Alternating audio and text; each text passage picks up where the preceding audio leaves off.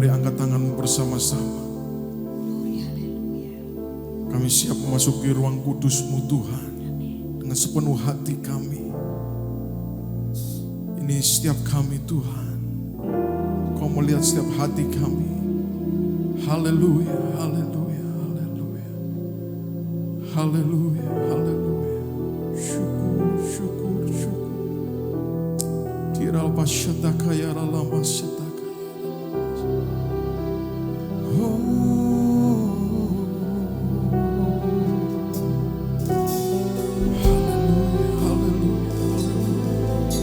Mari buka hatimu bersama-sama. Angkat tanganmu tinggi-tinggi.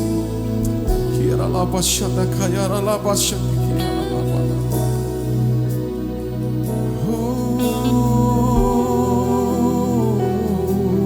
Oh Jesus. Kami sembah Kau Tuhan. Kami sembah Kau Tuhan. Sebab hanya Kau yang layak kami tinggikan. Haleluya, haleluya. Sebab hanya Kau Tuhan yang berkuasa.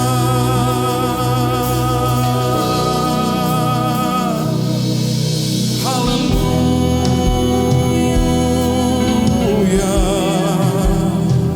Kami sembah.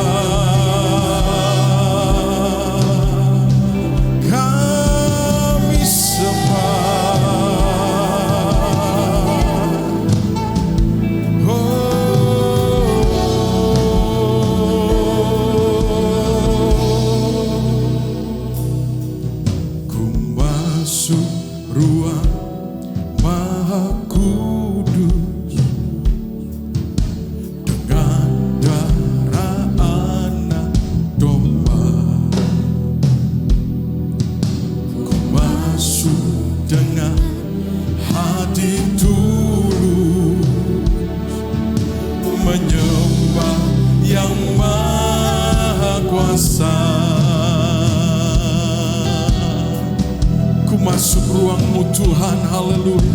Ku masuk ruang Maha Kudus dengan darah Anak Domba. Ku masuk dengan hati tulus. Kami menyembah Engkau yang Maha Kuasa Tuhan. Ku menyembah-Mu Tuhan. Ku menyembah-Mu. Ku sembah-Mu Tuhan. Ku sembah-Mu. Oh, ku menyembah-Mu.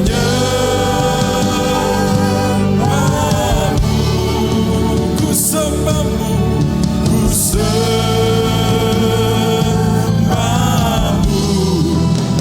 sebab nama-Mu kudus,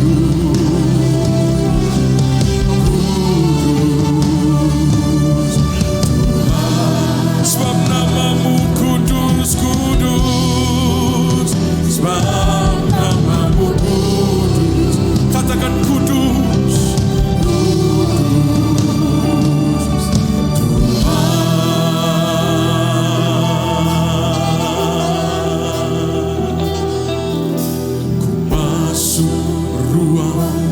Maha Kudus dengan darah Anak Domba. Kami masuk ruang kudus-Mu Tuhan. Haleluya. Masuk dengan hati tulus menyembah yang Maha Kuasa. Bersama katakan ku sembah, ku menyembah. Mari angkat tangan bersama-sama. Sembah Tuhan. Haleluya. Kami sembah Kau Tuhan.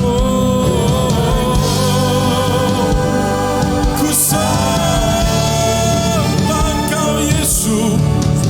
Sembah-Mu. Sebab nama-Mu kudus, kudus.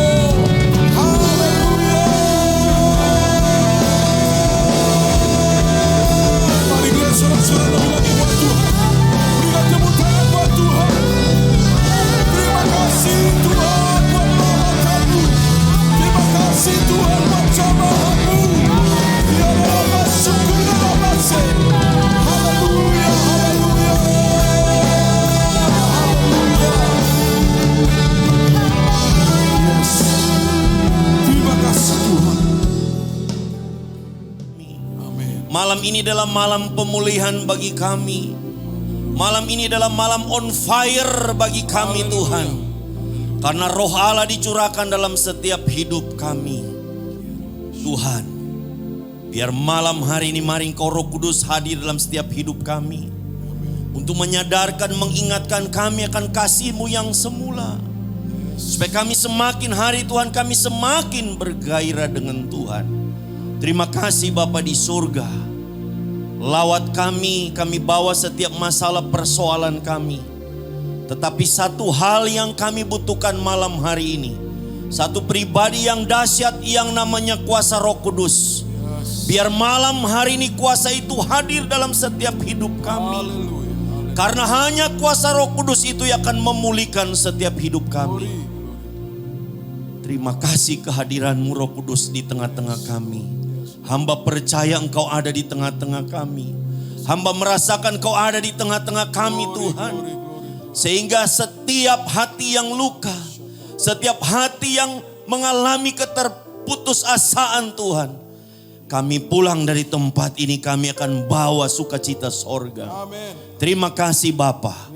Berbicaralah kepada kami Tuhan. Kami siap untuk mendengarkan firman-Mu Tuhan. Haleluya.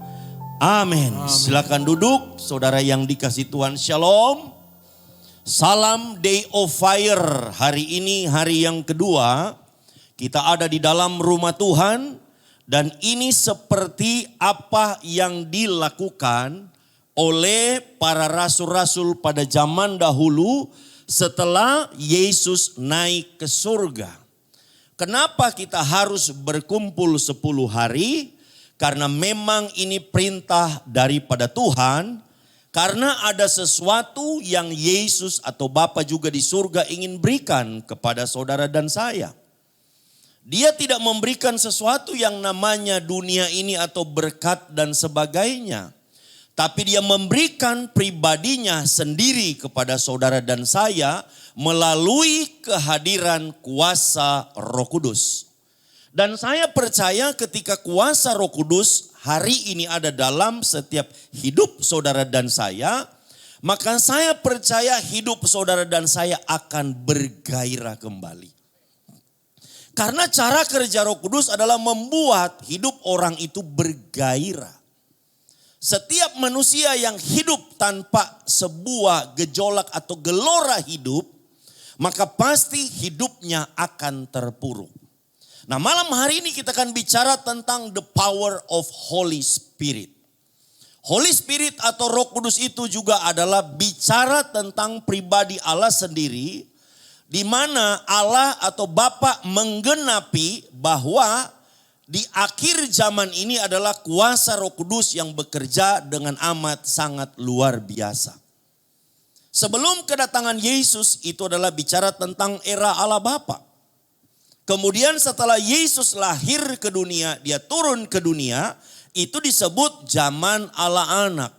Dan ketika Yesus naik ke surga, kemudian diberikanlah Roh Kudus kepada saudara dan saya sampai dengan hari ini adalah zaman kuasa Roh Kudus, di mana Roh Kudus bekerja dengan amat sangat luar biasa sampai kedatangan Yesus pada kali yang kedua. Jikalau hari ini kita tahu bahwa ini adalah hari-hari terakhir, masa atau era terakhir daripada zaman Roh Kudus, di ujung daripada era terakhir ini, berarti bahwa saudara dan saya hari ini harus hidup lebih sungguh-sungguh lagi dengan Tuhan. Nah, kita lihat dulu kenapa harus kumpul di dalam Kisah Para Rasul 1 ayat 4 sampai dengan ayat yang kelima. Ini menarik, di sini dikatakan, ditulis di dalam Kisah Para Rasul 1 ayat 4, pada suatu hari ketika Yesus makan bersama-sama dengan mereka, Yesus melarang mereka meninggalkan Yerusalem dan menyuruh mereka tinggal di situ menantikan janji Bapa.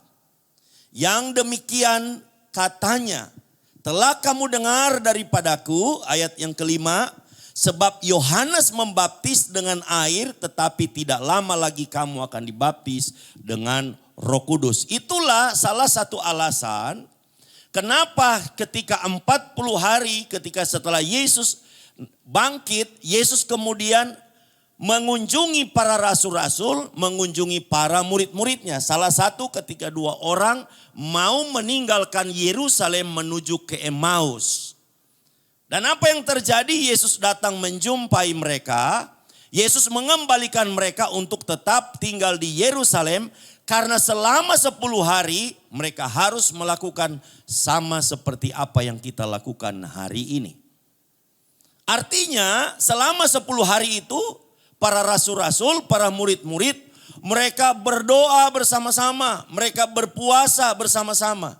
Sambil menantikan pencurahan daripada kuasa Roh Kudus. Setelah 10 hari mereka berkumpul bersama-sama, pada hari yang ke-10 mereka diperlengkapi dengan kuasa Roh Kudus. Dan semenjak itu mereka hidup on fire dengan Tuhan. Nah, apakah hari ini kuasa Roh Kudus itu tidak ada dalam hidup saudara dan saya?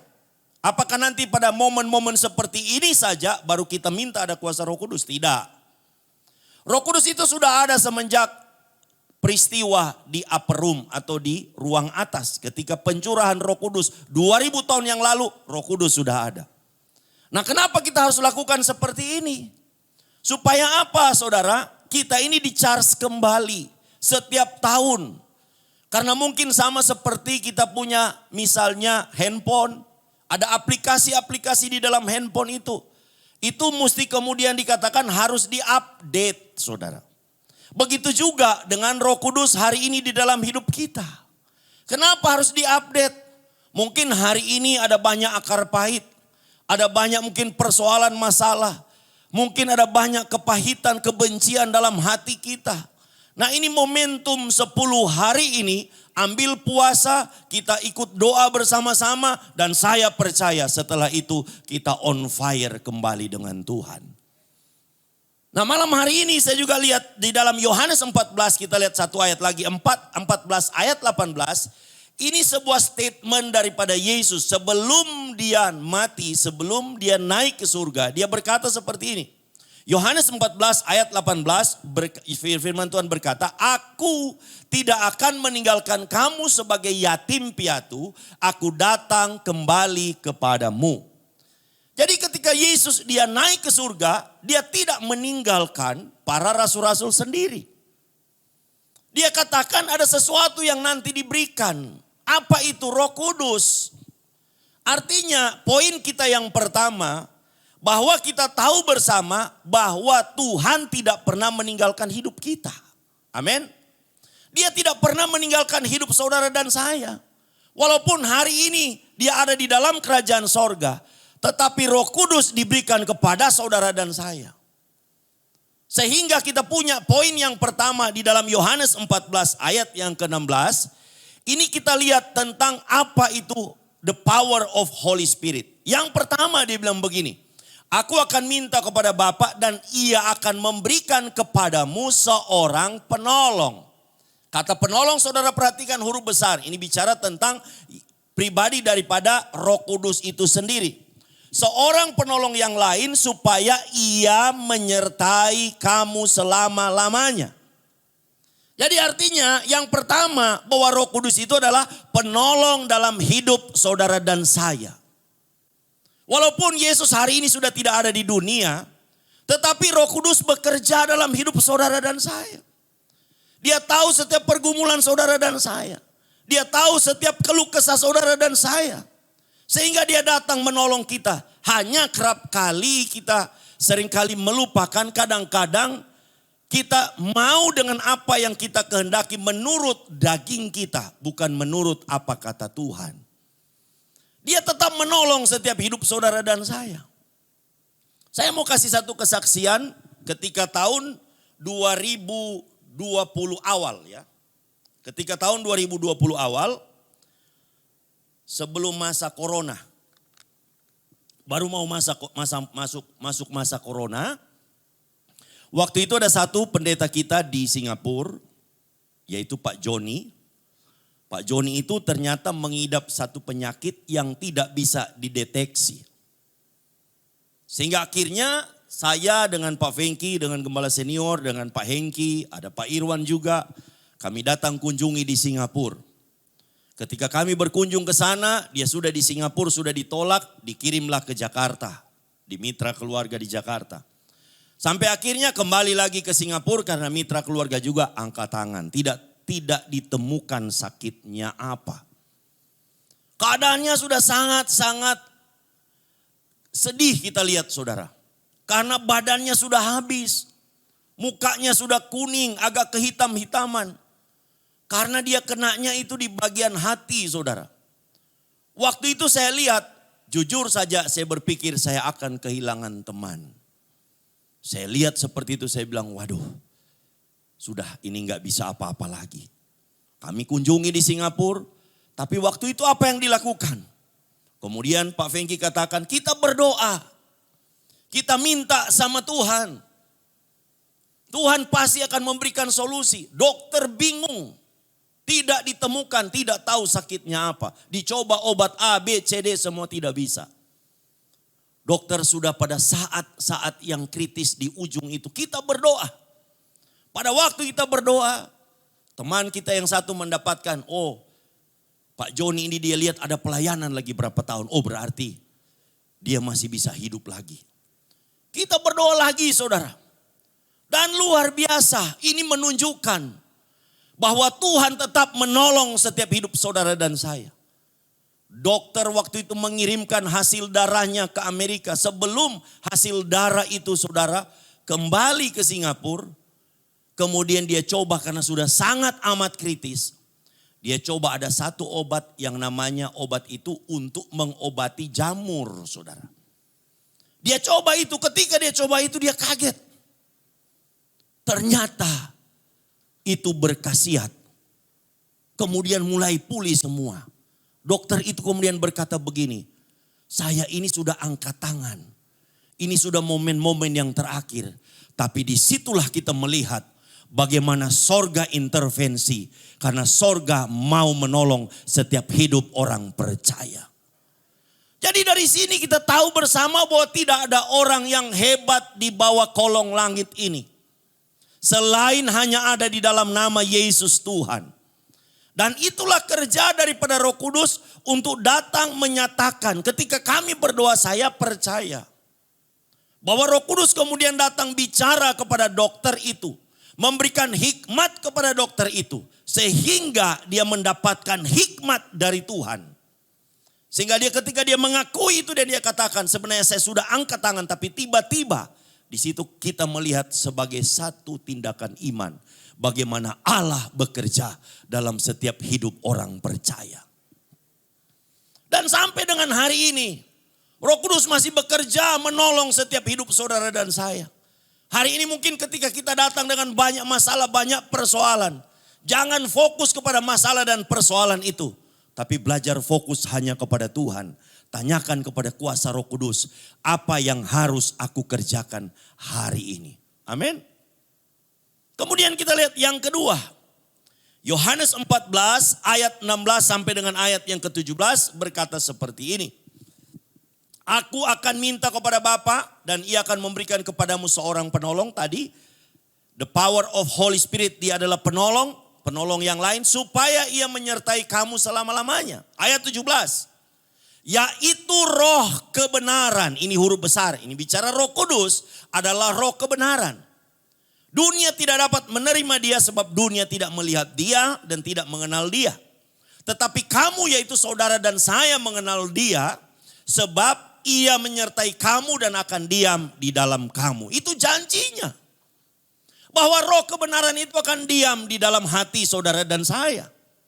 Jadi hari ini ketika saudara datang di gereja jangan cari sesuatu yang dunia bisa beri di gereja. Tapi cari sesuatu yang dunia tidak bisa beri. Apa itu saudara? Yaitu roh kebenaran yang ada di dalam hidup saudara dan saya. Bicara tentang damai sejahtera. Bicara tentang sukacita dari surga yang ada dalam hidup saudara dan saya. Jadi yang kedua saya bicara tentang the power of Holy Spirit. Yaitu bicara tentang dia adalah roh kebenaran. Banyak kali hari ini kita merasa kita adalah orang benar. Saya benar. Teman saya yang lain merasa dia benar. Semua punya kebenaran masing-masing. Tetapi ada standar yang harus kita lihat hari ini. Jikalau ada perselisihan antara satu teman dengan teman yang lain. Satu jemaat dengan jemaat yang lain. Jangan melihat kebenaran masing-masing. Tapi lihat standar kebenaran daripada apa yang Tuhan mau dalam hidup saudara dan saya.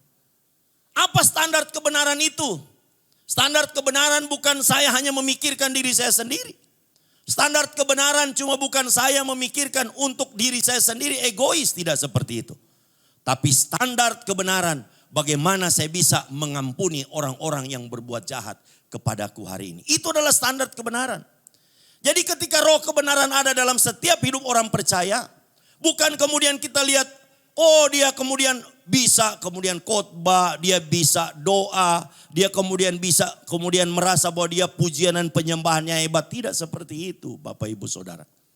Tapi roh kebenaran ketika seseorang itu bisa menghadirkan back to Jesus teaching dalam setiap hidup saudara dan saya. Saya lihat ini tidak gampang Bapak Ibu Saudara.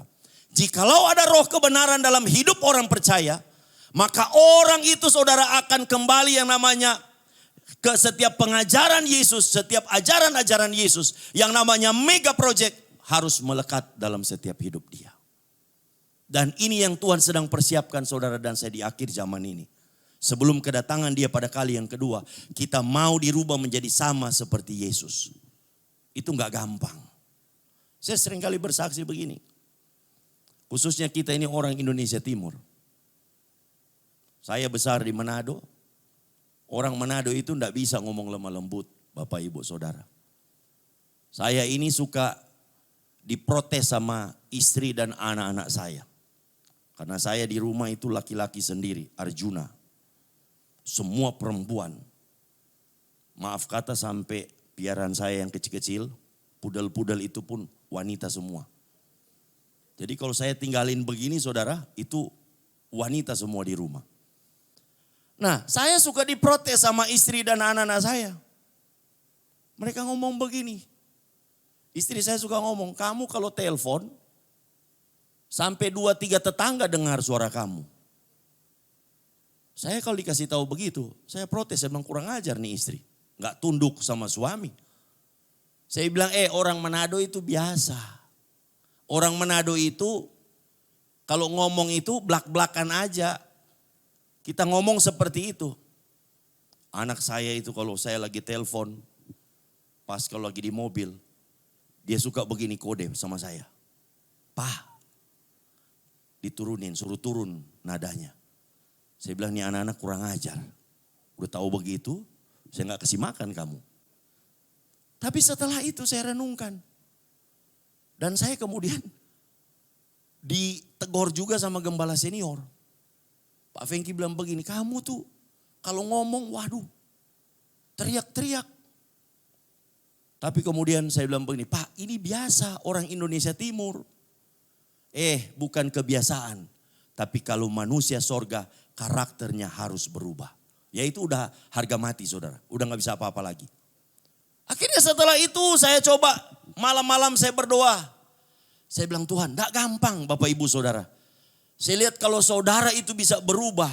Itu penuh perjuangan darah. Berdarah-darah saudara. Ya kan? Dari cara hidup kita yang lama itu tidak gampang. Akhirnya saya coba berubah. Kalau saudara orang-orang yang saya tahu mereka mulai ngomong begini. Kalau dengar suara saya, oh ini pasti Pak Roy. Suaranya khas.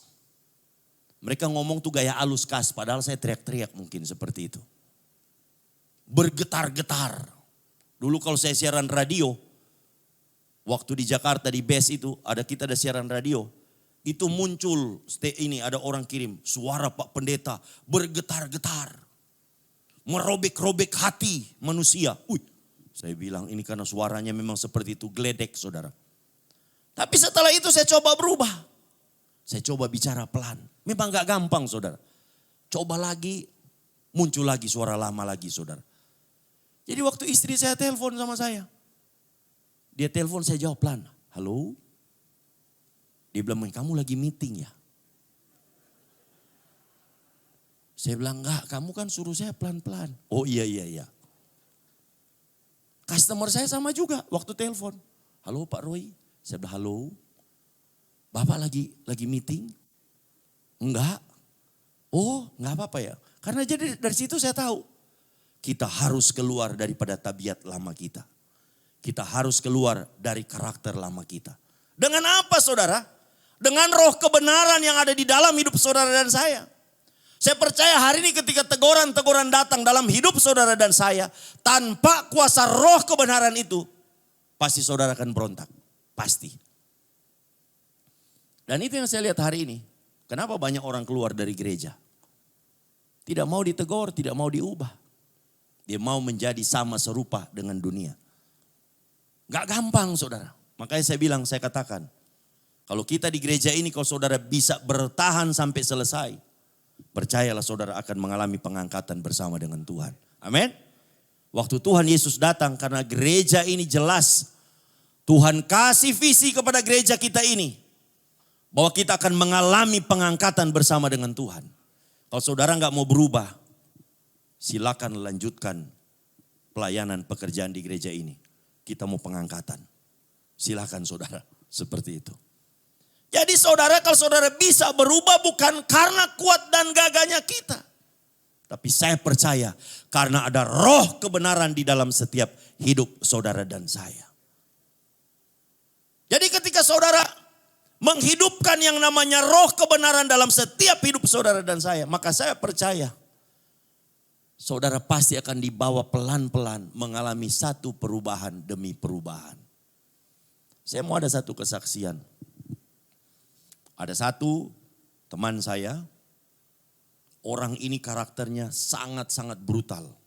Kalau ketemu orang, pokoknya maki-maki semua. Tapi pelan-pelan saudara, satu kali Tuhan lawat dia. Waktu Tuhan lawat dia, Tuhan jamah dia. Dia ini cuma petinju saudara, petinju di pasar. Kalau pasar malam dia petinju. Kemudian dia kerjanya saudara di pasar-pasar itu. Kalau biasa ibu-ibu belanja pasar, itu dia tukang bawa. Pokoknya perangainya kasar. Sangat-sangat kasar, tukang berantem. Dan satu kali Tuhan lawat dia. Saya ingat kami waktu itu di gereja. Tuhan jamah dia dari belakang dia duduk. Waktu hari pencurahan Roh Kudus seperti ini. Ketika sedang penyembahan. Tuhan jamah dia merayap dari belakang sampai di depan saudara. Di atas mimbar. Dari belakang dia naik sampai di sini. Merayap. Dilawat oleh kuasa Roh Kudus. Semenjak itu hidupnya berubah.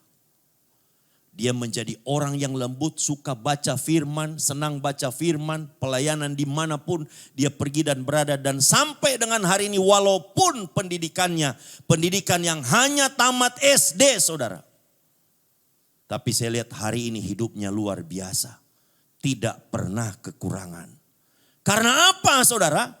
Ini yang namanya mengalami perubahan. Dan dia seringkali bersaksi. Hari ini aku berubah bukan karena aku, tapi aku berubah karena ada Roh Allah di dalam hidupku hari ini. Oleh sebab itu ketika Bapak Ibu Saudara kita ke gereja, jangan cari sesuatu duniawi di dalam gereja. Tapi cari sesuatu yang rohani di dalam gereja. Apa itu? Minta jangan ambil roh Tuhan dari dalam hidup saudara dan saya. Saya cuma berdoa, saya cuma bilang begini, Tuhan. Aku tidak minta jadi seorang pengkhotbah yang hebat, pendeta yang hebat. Aku tidak mau, aku tidak minta. Ini jujur saya bicara dari atas mimbar ini. Saya tidak minta saya jadi kaya saudara, konglomerat, enggak. Saya cuma minta satu, Tuhan jangan ambil rohmu dari dalam hidupku. Itu aja saya minta. Tadi saya berbincang-bincang dengan beberapa anak muda. Saya bilang mereka lihat saya keliling kemana-mana. Sebenarnya sedih. Saya tinggalin istri anak saya. Kadang-kadang saya tinggalin 1 bulan. Pulang 2 minggu pergi lagi. Tapi sampai dengan hari ini saya lihat istri anak-anak saya tidak pernah namanya sampai masuk rumah sakit. Kesehatannya tetap terjaga. Bagi saya Tuhan itu sudah cukup. Karena bagi saya begini saudara. Istri anak-anak juga kan diberikan oleh Tuhan. Kadang-kadang anak-anak saya, istri saya bilang begini. Papa kok lama gak pulang? Papa lagi pelayanan. Kenapa harus pelayanan? Karena hari ini papa dapat kamu, dapat istri, dapat anak. Ini semua karena dari Tuhan. Makanya papa harus berikan juga kepada Tuhan. Kalau kamu rindukan papa, kamu berdoa, baca firman, doakan papa juga. Jadi Bapak Ibu Saudara hari ini semuanya ini kita di dalam gereja Tuhan. Kita harus cari roh Allah di dalam hidup kita. Kalau semua mencari roh Allah saya percaya. Saudara dan saya pasti akan mengalami sesuatu yang namanya on fire dengan Tuhan. Yang ketiga kita lihat. Yohanes 14 ayat yang ke-25.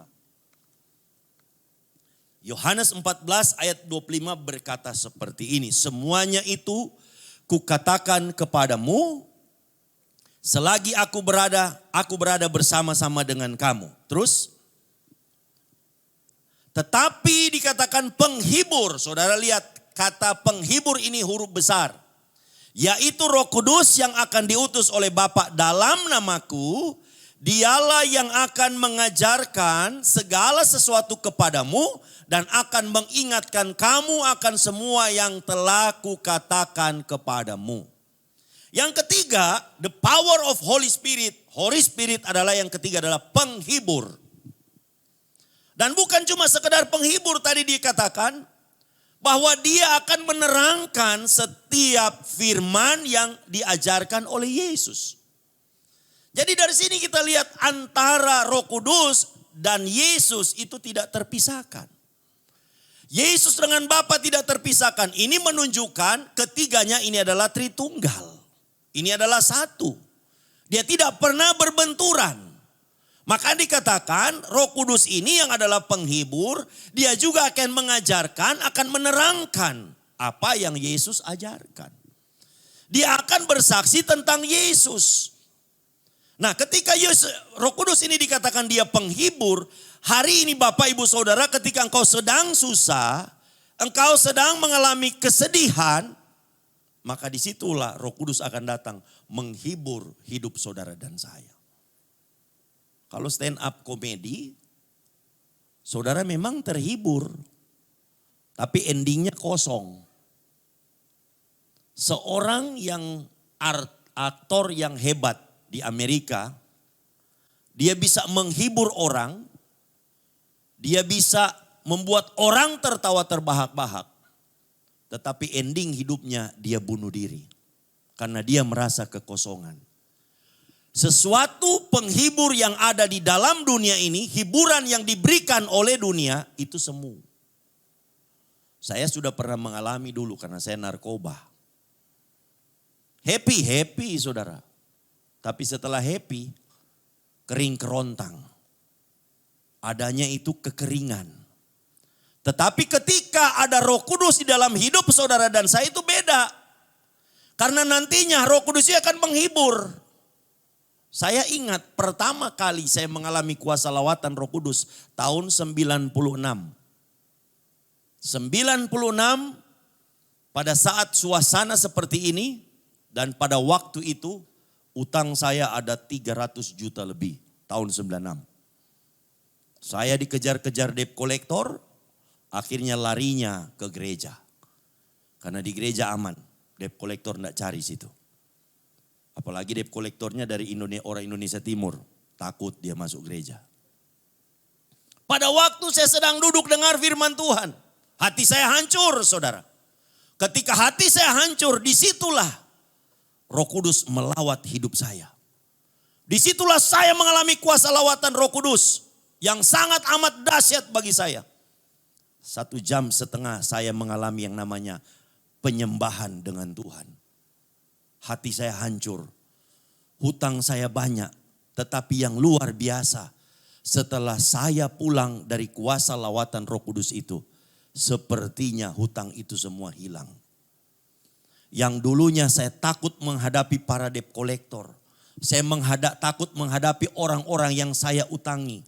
Setelah saya mengalami kuasa lawatan Roh Kudus, saya yang datangi mereka, saya yang bicara kepada mereka, mereka kaget. Itulah yang namanya kuasa lawatan daripada Roh Kudus.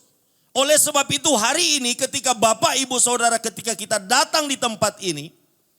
Ketika kita mau dengar firman Tuhan, kita mau alami kuasa lawatan Roh Kudus. Kalau hari ini hatimu masih kaku, hatimu masih keras, Roh Kudus tidak akan pernah bisa masuk.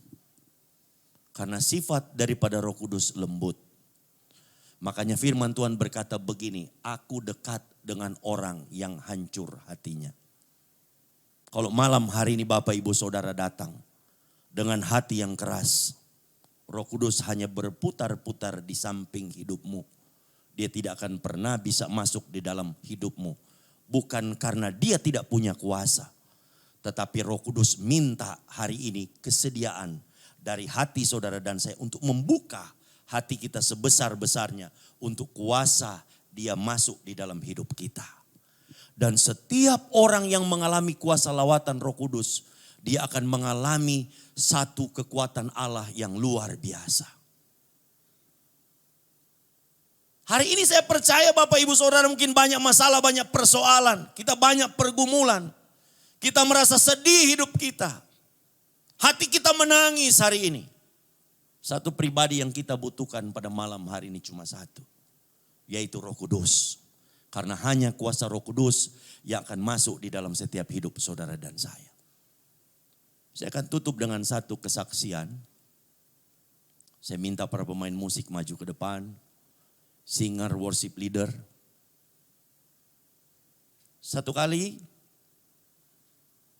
saya pernah kehilangan seorang ponaan. Anak dari adik saya. Dari kecil anak ini bersama-sama dengan kami. Saya waktu itu posisi belum punya anak. Jadi anak dari adik saya ini kami ambil, kami adopsi. Kemudian yang terjadi pada waktu saya bawa anak ini ke Jakarta, mamanya minta supaya anak ini dia rawat, dia cuma pinjam. Karena adik saya dia pisah dengan istri, kemudian anak itu diberikan hak asuh kepada adik saya. Akhirnya saya yang rawat dengan istri. Kami anggap seperti anak sendiri. Nah ketika waktu saya bawa ke Jakarta, Mamanya tahu ada di sana, pinjam anaknya. Belum pernah ada peristiwa mama pinjam anak. Baru sekali itu mama pinjam anak. Istri saya komplain, dia bilang gak perlu kasih. Saya bilang enggak. Gak mungkin gak dibalikin. Dengan sebuah kepolosan saya serahkan anak itu. Dan sampai hari ini anak itu tidak kembali. Pada waktu itu istri saya sangat sedih. Dia menyalahkan saya, kenapa kamu menyerahkan itu? Saya hanya satu, saya katakan bahwa itu adalah anaknya juga. Tidak mungkin seorang ibu dia akan membiarkan anaknya. Dia pasti akan merawatnya. Dan kemudian saya mengalami satu kekosongan dalam hati saya. Malam hari itu saya berdoa. Saya ingat akan lucunya anak ini. Ketika saya berdoa, saya nangis sama Tuhan. Saya nangis terisak-isak. Saya bilang, Tuhan, anak ini tolong. Aku mau anak ini kembali kepada aku. Aku rindu anak ini, Tuhan. Saya nangis, saudara. Kemudian saya berdiam diri. Dan saya mendengar seperti ada satu suara berkata begini. Jikalau engkau merindukan anak itu hari ini, apakah kerinduan yang sama engkau sedang merindukan aku? Saya tambah nangis. Dan saya percaya suara yang sama sedang bergema di dalam pribadi kita pada malam hari ini. Mari kita bangkit berdiri. Suara itu sedang berseru. Mungkin ketika saudara datang dengan banyak masalah, banyak persoalan, engkau minta Tuhan, supaya masalah dan persoalanmu hari ini boleh dilepaskan. Mungkin suara itu juga berkata kepada Bapak Ibu Saudara, apakah engkau lebih merindukan masalah itu dibebaskan daripada kehadiranku? Renungkanlah setiap kebenaran firman Allah. Sambil mari kita angkat satu pujian. Kubuka hati untuk roh-Mu Tuhan. Haleluya. Oh haleluya Yesus. Syukur Tuhan, syukur Tuhan. Roh Kudus ada di tengah-tengah kita pada malam hari ini. Ku buka hati untuk roh-Mu. Uralama musiki arala sama namo ya se Tuhan. Ku buka hati Orialama musiki arala ya se. Yesus. Jamalah kami, penuhi kami dengan kuasa Alamighty.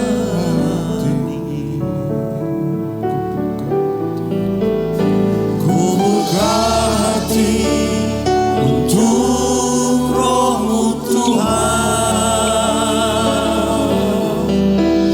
Ku buka hati menyembah-Mu Yesus. Oralama musiki arala semu. Jamalah kami, penuhi kami dengan kuasa Alamighty.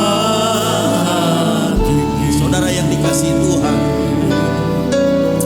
Ku buka hati Tuhan bilang buka hatimu. Roh Kudus minta malam hari ini buka hati saudara dan saya. Biar rindu untuk masuk di dalam hatimu. Tapi Roh Kudus tidak akan pernah memaksa. Dia lembut, dia lembut, dia lembut, dia lembut. Haleluya Yesus. Dengan kuasa.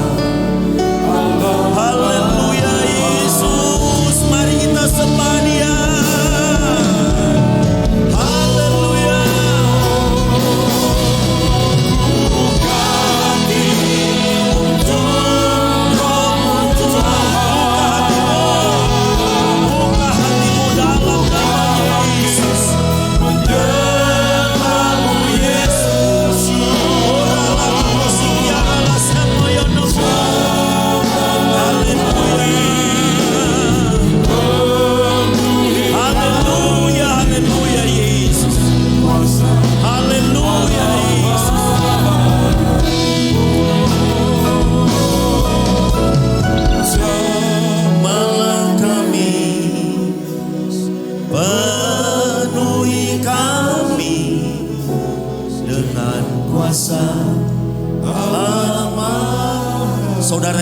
kasih Tuhan, Roh Kudus sifatnya lembut. Malam hari ini Roh Kudus sedang berkeliling, sedang mencari hati-hati yang hancur. Roh Kudus mengerti akan setiap persoalan hidupmu. Bukan dia tidak mau menolong. Sifat daripada Roh Kudus adalah penolong. Jangan kau hanya fokus dengan masalah dan persoalan, tetapi malam hari ini kau akan berkata hanya kepada Tuhan, kami tidak butuh sesuatu yang lain Yesus. Yang kami butuh malam hari ini hanya Roh Kudus. Horalama mosikiara la semo. Ina mama moya kasakara lama ye. Orala ya mana mo kisikiara la. Ina mama moya moya. Umaya nama ya kasikiara la. Orala mama moya kasikiara la. Dia mengerti akan persoalanmu. Dia tahu masalah hidupmu. Dan betapa sedihnya Roh Kudus apabila hanya engkau mencari lewat berkat-berkat.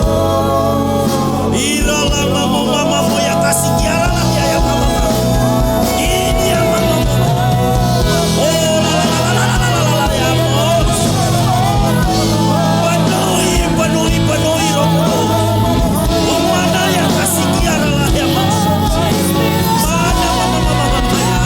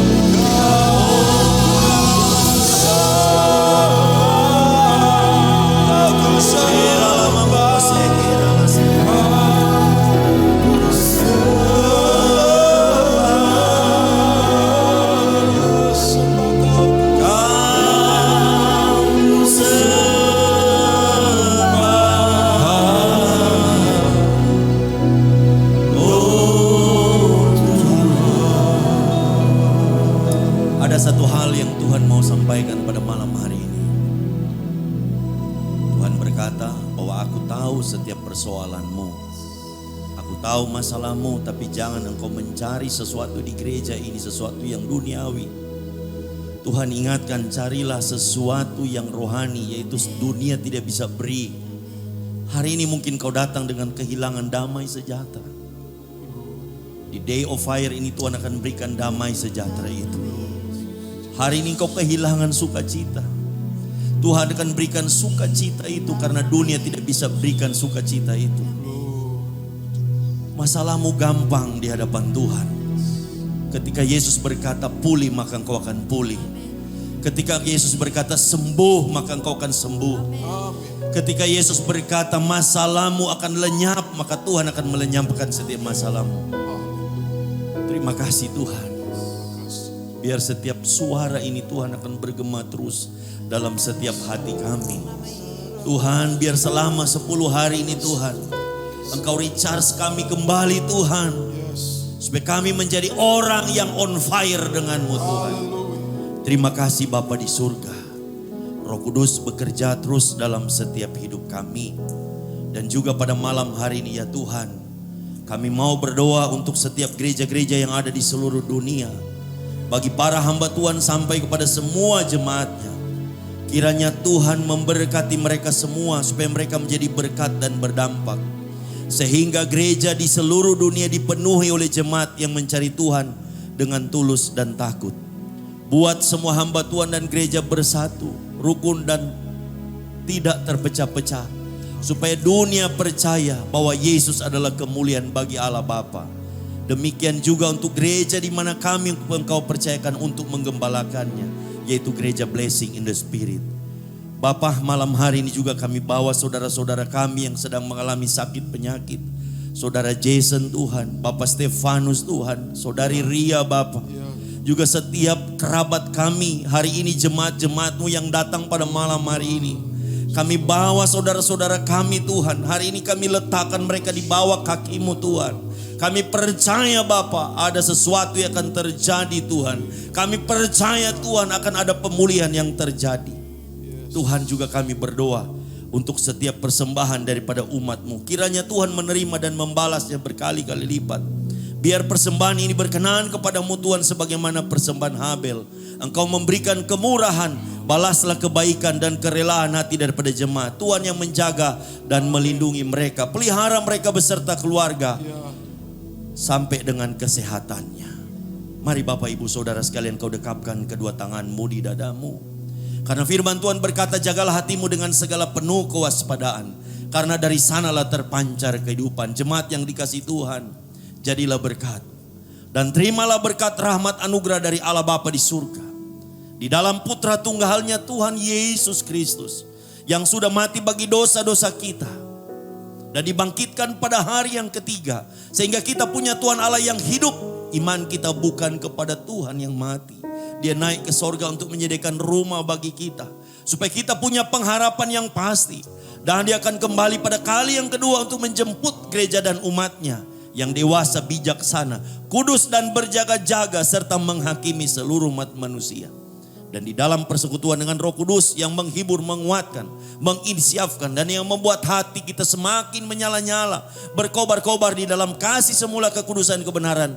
Sampai selama-lamanya. Mari sama-sama kita tutup dengan doa Bapa kami.